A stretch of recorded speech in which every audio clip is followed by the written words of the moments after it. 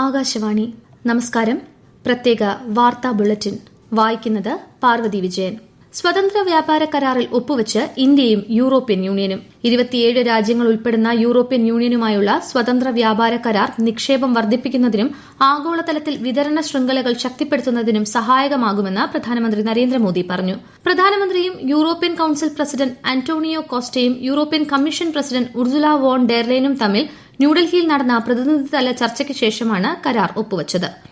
വ്യാപാരം, സുരക്ഷ, പ്രതിരോധ പങ്കാളിത്തം, ഗ്രീൻ ഹൈഡ്രജൻ തുടങ്ങിയ 7 മേഖലകളിലെ കരാറുകൾ ഇന്ത്യയും യൂറോപ്യൻ യൂണിയനും ഇന്ന് കൈമാറി. ആഗോളതലത്തിൽ ഊർജ്ജ ആവശ്യകത വർദ്ധിച്ചുവരുന്ന സാഹചര്യത്തിൽ ഊർജ്ജ മേഖലയിലെ അവസരങ്ങളുടെ നാടായി ഇന്ത്യ മാറുകയാണെന്ന് പ്രധാനമന്ത്രി നരേന്ദ്രമോദി. ഗോവയിൽ ആരംഭിച്ച ഇന്ത്യ എനർജി വീക്കിനെ ഓൺലൈനായി അഭിസംബോധന ചെയ്യുകയായിരുന്നു പ്രധാനമന്ത്രി. ഇന്ത്യ യൂറോപ്യൻ യൂണിയൻ സ്വതന്ത്ര വ്യാപാര കരാർ ഇന്ത്യ UK വ്യാപാര കരാറിനെ മെച്ചപ്പെടുത്തുമെന്നും ഉൽപാദന സേവന മേഖലകളെ ഉത്തേജിപ്പിക്കുമെന്നും പ്രധാനമന്ത്രി പറഞ്ഞു. പാർലമെന്റിന്റെ ബജറ്റ് സമ്മേളനത്തിന് നാളെ തുടക്കമാകും. രാഷ്ട്രപതി ദ്രൌപദി മുർമുവിന്റെ നയപ്രഖ്യാപന പ്രസംഗത്തോടെ സമ്മേളനം ആരംഭിക്കും. ബജറ്റിന് മുന്നോടിയായുള്ള സാമ്പത്തിക സർവേ മറ്റന്നാൾ പാർലമെന്റിൽ സമർപ്പിക്കും. ഫെബ്രുവരി 1-നാണ് കേന്ദ്ര ബജറ്റ്. നാളെ മുതൽ ഫെബ്രുവരി 13 വരെയും മാർച്ച് 9 മുതൽ ഏപ്രിൽ 2 വരെയും 2 ഘട്ടങ്ങളായാണ് പാർലമെന്റിന്റെ ബജറ്റ് സമ്മേളനം. പാർലമെന്റിന്റെ ബജറ്റ് സമ്മേളനത്തിന് മുന്നോടിയായി ന്യൂഡൽഹിയിൽ സർവകക്ഷി യോഗം ചേർന്നു. രാജ്യരക്ഷാമന്ത്രി രാജ്നാഥ് സിംഗിന്റെ അധ്യക്ഷതയിൽ ചേർന്ന യോഗത്തിൽ കേന്ദ്രമന്ത്രിമാരായ JP നഡ്ഡ, കിരൺ റിജിജു, എൽ മുരുകൻ, അർജുൻ റാം മേഘ്വാൾ തുടങ്ങിയവർ പങ്കെടുത്തു. കോൺഗ്രസ് നേതാവ് ജയറാം രമേശ്, DMKയുടെ തിരുച്ചി ശിവ, തൃണമൂൽ കോൺഗ്രസ് നേതാവ് സാഗരിക ഗോസെ തുടങ്ങിയവരും സന്നിഹിതരായി. ദേശീയ സാംസ്കാരിക ടൂറിസം ഉത്സവമായ ഭാരത് പർവിന് ന്യൂഡൽഹിയിലെ ചുവപ്പുകോട്ടയിൽ തുടക്കമായി. ലോക്സഭാ സ്പീക്കർ ഓം ബിർളയും കേന്ദ്രമന്ത്രി ഗജേന്ദ്ര സിംഗ് ഷെഖാവത്തും ചേർന്ന് പരിപാടി ഉദ്ഘാടനം ചെയ്തു.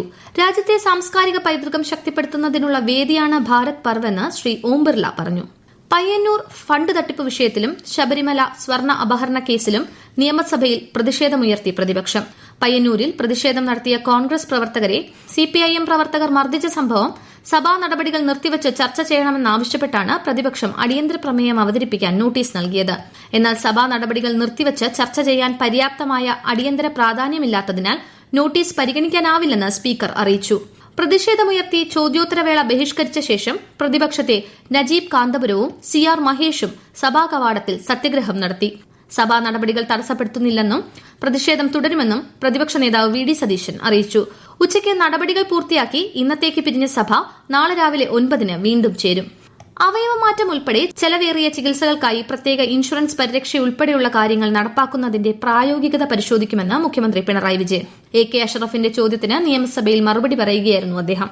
സംസ്ഥാനത്ത് നഗരനയം ആവിഷ്കരിക്കുമെന്ന് മന്ത്രി MB രാജേഷ്. നിയമസഭയിൽ ചോദ്യോത്തരവേളയിൽ സംസാരിക്കുകയായിരുന്നു അദ്ദേഹം. രാജ്യത്താദ്യമായാണ് ഒരു സംസ്ഥാനം നഗരനയം ആവിഷ്കരിക്കുന്നതെന്നും മന്ത്രി വ്യക്തമാക്കി.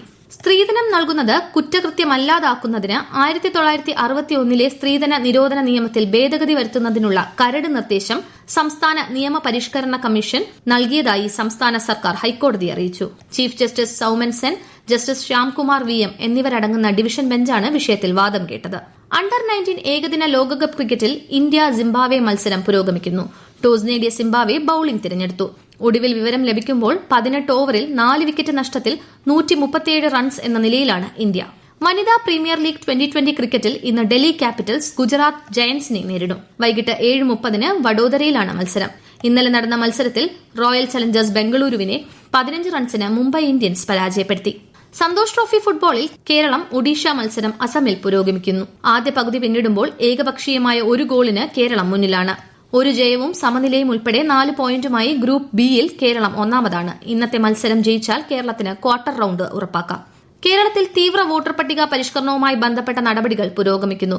പട്ടികയിന്മേലുള്ള പരാതികൾ ഈ മാസം 30 വരെ സമർപ്പിക്കാം. കരട് SIR പട്ടികയിൽ നിന്ന് പേരുകൾ ഒഴിവാക്കപ്പെട്ടവരും പുതിയ അപേക്ഷകരും ഫോം 6 ഉപയോഗിച്ച് അപേക്ഷ സമർപ്പിക്കണം.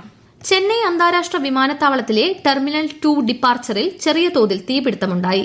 തീ നിയന്ത്രണ വിധേയമാക്കിയതായും വിമാന പ്രവർത്തനങ്ങളെയൊന്നും ബാധിച്ചിട്ടില്ലെന്നും വിമാനത്താവള അധികൃതർ അറിയിച്ചു. പ്രത്യേക വാർത്താ ബുള്ളറ്റിൻ കഴിഞ്ഞു. അടുത്ത വാർത്താ പ്രക്ഷേപണം വൈകുന്നേരം 6:30-ന്.